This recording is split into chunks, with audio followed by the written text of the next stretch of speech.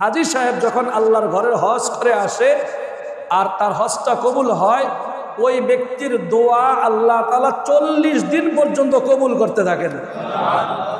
কতদিন পর্যন্ত? 40 দিন পর্যন্ত ওই হাজী সাহেবের দোয়া আল্লাহ কবুল করে। এই জন্য হাজী সাহেবদের সাথে মানুষ যে মুসাফা করে দোয়া নেয় না, দোয়া করে মুসাফা করে বলে যে একটু দোয়া করেন আমাদের জন্য। কারণ ওই হাজির দোয়া যদি আল্লাহ কবুল, হাজির হজ যদি আল্লাহ কবুল করে আনেন, তাহলে ওই হাজির দোয়া 40 দিন পর্যন্ত কবুল করবেন কে? আল্লাহ। এরপরে মক্কা আর মদিনার মধ্যে আল্লাহ তাআলা শুধু বরকত আর বরকত রাখছেন। কি রাখছেন? কথা বলে না, কি রাখছেন? নিরাপদ নগরী। আল্লাহ পৃথিবীর কোনো জায়গার জন্য কসম করে নাই, এবং পৃথিবীর কোনো মানুষ, পৃথিবীর কোনো সরকার প্রধান, পৃথিবীর কোনো রাষ্ট্রপ্রধান সে এই কথা বলতে পারবে না যে আমার এলাকাটা নিরাপদ। কি বলতে পারবে? বলছিল নরেন্দ্র মোদী, কাশ্মীরের পেহেলগাম নিরাপদ বলছিল না, যে এখানে এটা হলো নিরাপদ একটা পর্যটন এরিয়া, এখানে মানুষ আসলে নিরাপদে ঘোরাঘুরি করতে পারবে। ওই জায়গাটাও শেষ। ওই নিরাপদ জায়গাটা গত সপ্তাহে 26 জন মেরা ফেললো না, তাহলে নিরাপদ থাকে ওই জায়গায়? নিরাপদ আছে? নিরাপত্তা শেষ হয়ে গেছে ওখানের মধ্যে।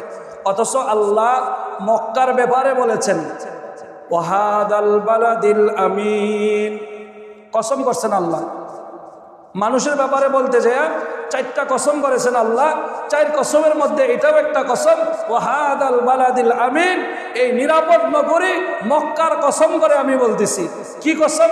আল্লাহ বলতেছেন লাকাদ খালাকনাল ইনসানা ফি আহসানি তাকওয়িম, মানুষকে আমি সবচাইতে আমার সৃষ্টির মধ্যে সুন্দরভাবে তৈরি করেছি। মানুষকে আল্লাহ সবচাইতে সুন্দরভাবে তৈরি করেছেন। এখন এই সৌন্দর্য আরো বাড়ানোর লেগে শুক্রবারে আমরা শেভ করি। কি কথা বলেন না? শেভ করি না আমরা? সৌন্দর্য যেন আরো বাড়ে, বাস আয়না পিছিয়ে দিয়েও ধরে, ডাইনেও ধরে, বামেও ধরে। আবার যে কাটে তারে জিগায় দেখ ভালো হয়েছে নাকি, বাসায় এসে আবার বিবিরেও জিগায় কেমন হয়েছে আজকের শেভটা। করে না এরকম? তো আল্লাহ রাব্বুল আলামিন নিরাপদ নগরীর কসম করেছেন, এবং কসম করে এই কথাও বলেছেন ওমান দাখালাহু কানা আমিনা, যে নাকি এই মক্কার মধ্যে প্রবেশ করবে সে সম্পূর্ণ নিরাপদ হয়ে যাবে। মক্কার মধ্যে একটা ঘাস তোলা হাজী সাহেবদের জন্য হারাম।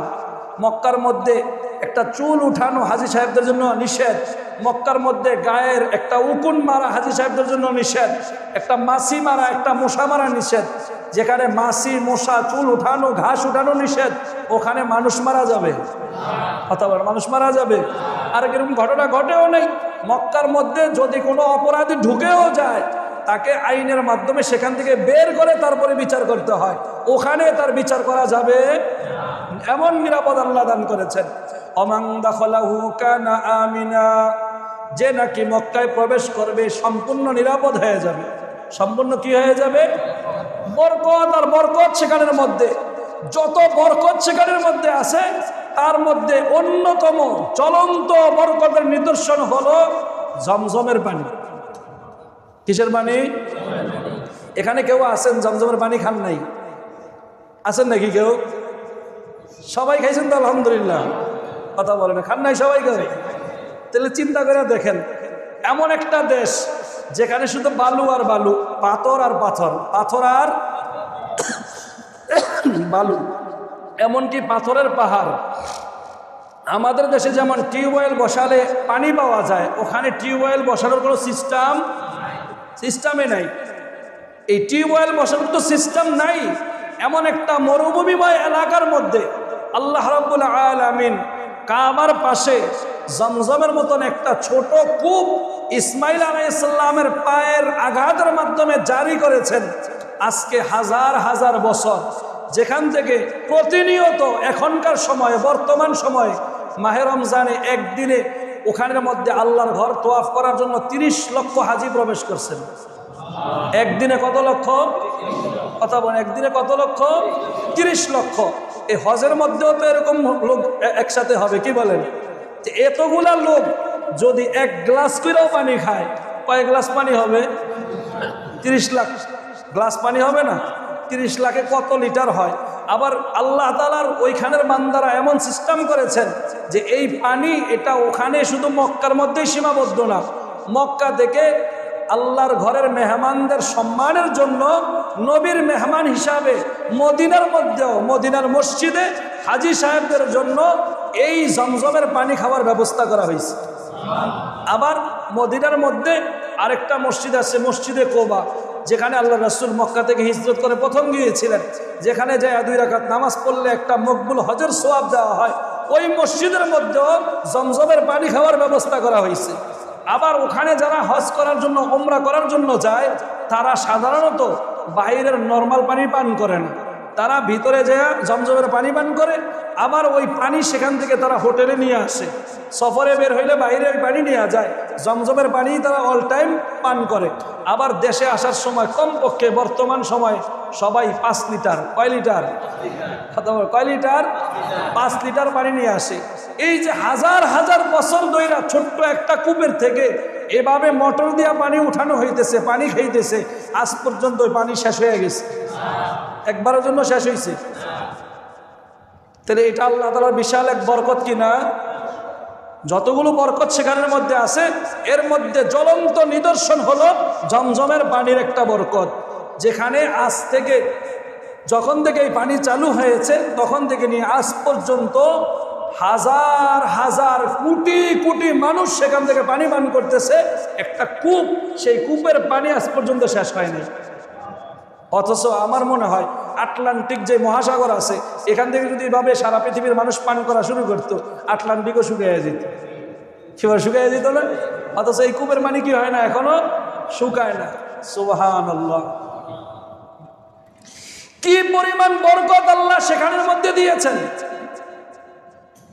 আল্লাহর হাবিব সাল্লাল্লাহু আলাইহি ওয়াসাল্লাম বলেন, প্রতিনিয়ত আল্লাহ তাআলা মক্কার মধ্যে 120টা রহমত নাজিল করেন। কয়টা রহমত? প্রতিনিয়ত আল্লাহ 120টা রহমত নাজিল করেন।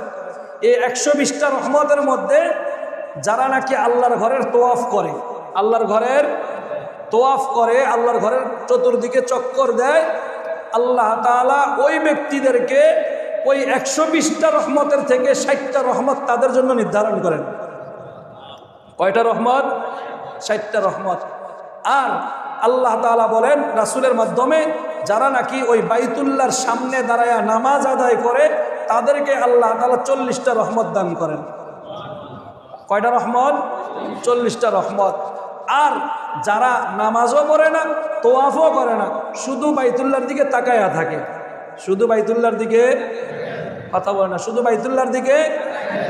বাইতুল্লাহটা এমন একটা জিনিস, যদিও কালো, সারা পৃথিবীর মধ্যে দেখবেন মানুষ কালো জিনিসের দিকে খুব একটা আকর্ষণ হয় না। কি মনে হয় নাকি আকর্ষণ? কালোর প্রতি আকর্ষণ কম হয়। কিন্তু বাইতুল্লাহটা কালো হওয়া সত্ত্বেও বাইতুল্লাহর পাশে লাগানো হাজরে আসওয়াদ, নামও দিয়ে দিছে কালা পাথর। কি পাথর? আসওয়াদ মানে কালো, বুঝছেন? আবার এমন কালো, আরবি ব্যাকরণ অনুযায়ী আসওয়াদ বলা হয় সবচেয়ে বেশি কালো, সবচেয়ে বেশি, বুঝছেন? কাবির মানে বড়, আকবর মানে সবচেয়ে বড়। কাবির মানে কথা বলেন না, আরবি বুঝাই আপনি করে মাঝে মাঝে। কাবির শব্দের অর্থ হইল বলো, আর ব্যাকরণগত ভাবে আকবর মানে সবচেয়ে, এজন্য আল্লাহু কাবির বলা হয় না, আল্লাহু বলে না, কি বলা হয়? বলেন না যে আপনারা, গুনাহ হবে আপনাদের, বলেন তো আল্লাহু আকবার এই আওয়াজে। আবার না সবাই ফিলিস্তিনের পক্ষে যা জিয়াদ করবেন আপনারা, কি এই আওয়াজে বলেন আল্লাহু আকবার। ভয় পান আপনারা?